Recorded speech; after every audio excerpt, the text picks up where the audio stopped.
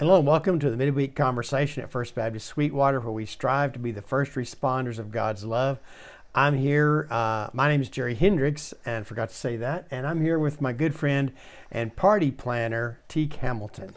Teek, it's time for us to have a party. Okay. Okay, this is episode. I know you're curious why. I am. This is episode 497 for us. Wow.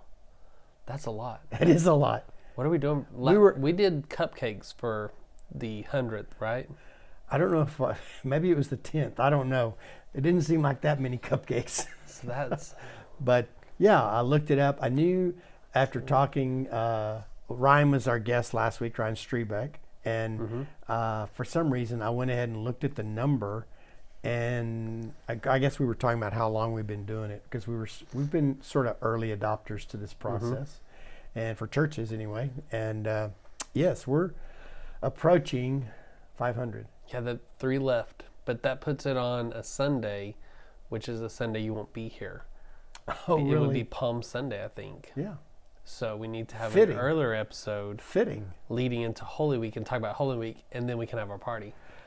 So you didn't give up anything like cupcakes, did you? See, I told y'all he was our party. I introduced you as our party planner. Yeah. So right here on record, right. you have planned our party. So we'll have a bonus episode, a bonus birthday episode, or Yes, bonus anniversary episode. Right, I like it. So we got a lot to do. Yeah, we do. Not a lot of time doing it. We got to plan a party. So all y'all out here in the crowd today, you're invited back. I've got time. Yeah, you do. But I'm not really much of a party planner. That's all right. I got it covered. Anyways, hey, we're just Sunday was the fourth Sunday of Lent. The party kind of threw us off on transitions. Yeah, didn't it? So that was a hard right turn. Wasn't it? We just got excited about parties. So okay, so Sunday was a party. We're in the middle of the Lenten season, and this is the midpoint, I guess, sort of. So it kind of or past the midpoint. So we're this is the fifth Wednesday, coming down to the some of the more serious Sundays in terms of text and conversation. Right. So because it leads into Holy Week, which we have a lot going on during that also. Right. It is a busy couple of weeks starting right now. Which is good. And that's without the party. But that's what happens every time when we get out of spring break. We all of a sudden look up and we go, "Oh, it's summer." Yeah. Oh, yeah. It is. It's crazy how fast it moves. But anyways, a good couple of weeks of worship. You were out the first Sunday, and then you were. I didn't even see you yesterday until after worship. Right. That's because I had done I had forgotten that I was supposed to take attendance, and that was not. I hadn't done it for 2 weeks.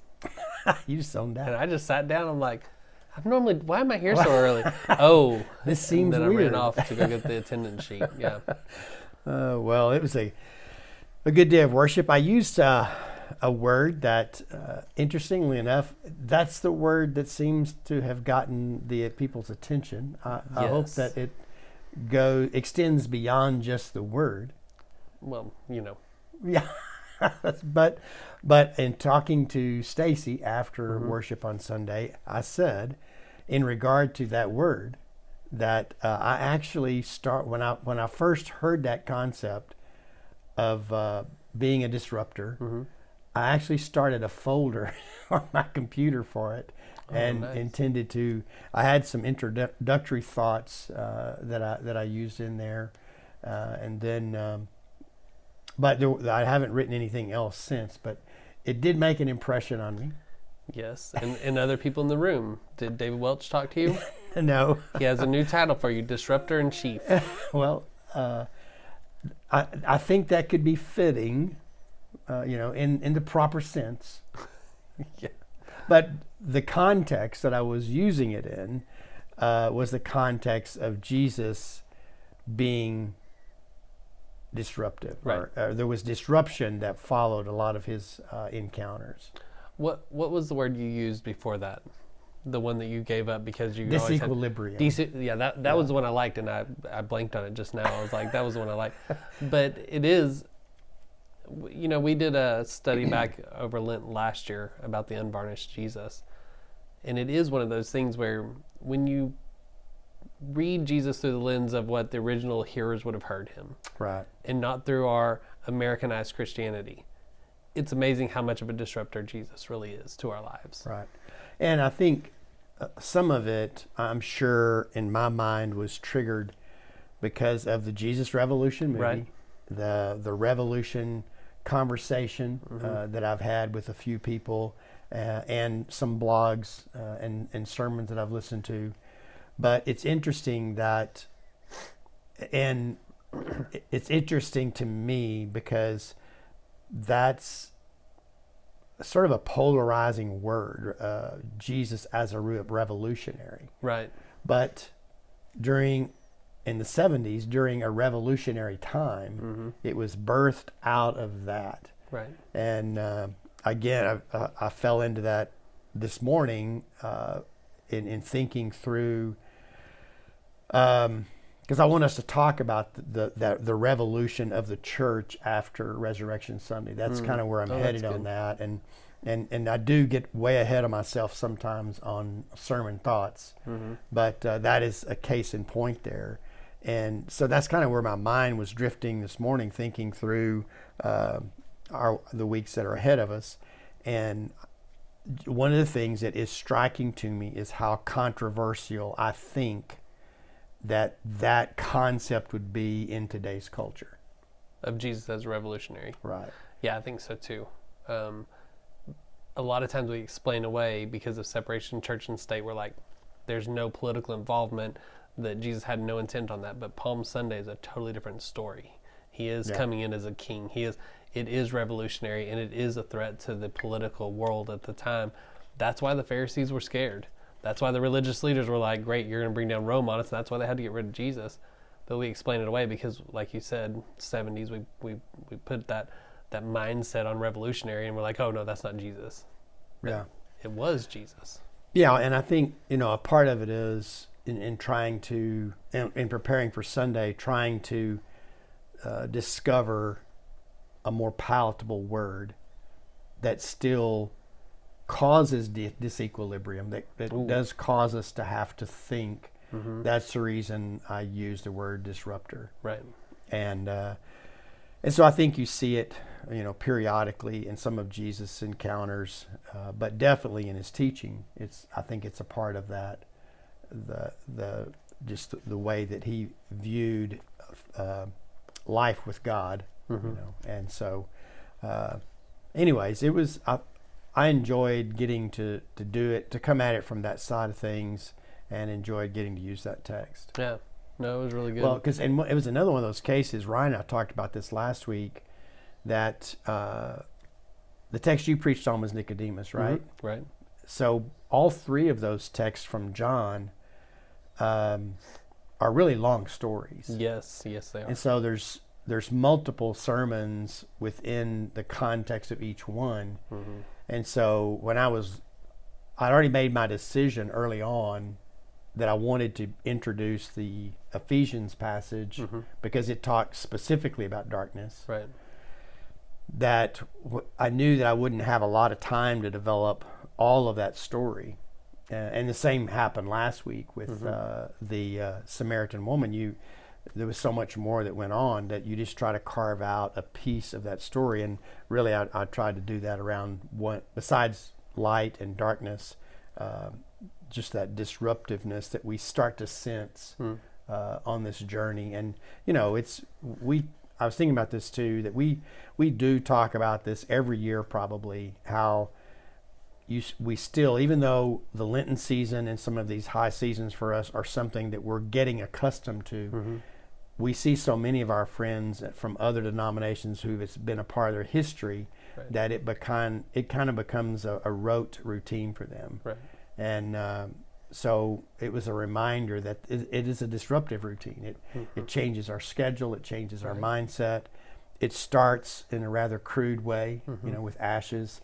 And so we want to embrace that. And then I think also you want to look for that in your relationship with Christ, but also in your understanding God through Scripture. Right. With Nicodemus, one of the things that I talked about was this is probably just a snippet of what they actually talked about. It was probably a much longer conversation, but we actually got the truncated version. Can you imagine having to be John and trying to cut down what you're putting in your gospel as he's writing more of a theology, and he's saying, well, what fits here, what doesn't, and doesn't record the whole thing. Same thing with the woman at the well. I mean, there's got to be more that was said. Oh yeah. Otherwise, that's a fairly quick conversation to be coming in at night and hanging out. Yeah. Well, but you do appreciate the Gospel of John. That's for sure. Definitely. What's fun is, so all your texts have been John, because that's where the lectionary is for this season. And in youth, for Sunday mornings, our texts are John also. That's what we're studying. And so it's kind of builds on each other. We're getting a more complete picture of John and where it is. But we did have to move a bunch of stuff around because the way they had it organized, I think we already talked about, was just kind of chaotic. You ended up having the empty tomb, and then the next week you're looking at Jesus in the garden being betrayed, and you're just like, nope, we want to go with the actual format. So we moved them around. But it is really, it's good to have that full picture leading into Easter or Resurrection Sunday. It's John creates a good story for us along this path. In other words, he creates his own continuity. And that's kind of what I was thinking about after looking at this last week, is that, from other gospel texts, it's easier just to kind of follow that path, and it sort of emerges from the gospel story. John's stories, as we use through lectionary, are a little bit different, but they move along that same path. Right. But they're all similar in that of the story development. And that's one of the things I think I've enjoyed this season as I get ready for these each week. Do you have any patterns? This is not on topic at all, but do you have any patterns that you do during Holy Week, as far as is there a consistent thing that you read for that? Off the top of my head, I read the Passion story out of each gospel Monday, Tuesday, Wednesday, Thursday. That way I can see the picture of Jesus created by each author. And that's something that's become just a pattern for me. Is there anything like that you do? No, in the past few years, I've had a book that I was reading or a devotional guide that I used. Right. And so this year I have more time in the mornings because of my schedule, where I slow down and I actually use the lectionary readings. Some of those are posted in our program and in our digital stuff. Right. But in the actual readings, when you go to that website, some of those are repeated. Right. So that you'll have three verses or three different scripture texts each morning, but the psalm may be repeated numerous times. So that's what I've chose to do this year. And again, because I have more time, and it is more reading from just the lectionary guide. But I've enjoyed that. There's a book that I used during Holy Week last year that goes through the historical side of everything, and that was really good. You and I looked at it several times with reference to Palm Sunday, so that was good. It talked about what happened on each day of the week, and so I enjoy that kind of because I go through something in Lent as far as devotional, but Holy Week becomes something that's unique for I guess me. I missed your question, didn't I? I wasn't thinking of specifically. Yeah, Holy do you just Week. have a Holy Week pattern? I know we have Tenebrae service and that kind of thing. I do. I am more reflective during Holy Week, definitely, and spend more time journaling. Right. And that's been a part of my intention, of my pattern through the years. And then still it gets crowded out because of routine and things that have to be done. Right. But it's that's a good space that week. That's a rough week for you, though, because that's Final Four weekend this year. Well, and Texas might be in it. It is frustrating that those two coincide the way they do, but the final couple of weeks, or from Palm Sunday on until Resurrection Sunday, I tend to get pretty deep in thought and deep in reflection, and I've always been able to carve some space. There was a year, though, when I think we were back when we were at Cross Point. We were already at Monk's during that period, and there were a lot of a lot of disruptions that were not healthy during that Lenten season. And I remember in my journaling just kind of expressing my groanings about that. And I don't like to be sidetracked onto other things during that season for sure, or during those weeks or days. But yeah, and I think and again, I it's one of those things. It's probably something we ought to talk to more lay people about. I mean, there's two sides to this, and Ryan and I didn't get into it a lot, but one of the things that I wanted to talk about was how we manage our faith life as pastors and administrators of Lent, and seeking and finding the importance of that.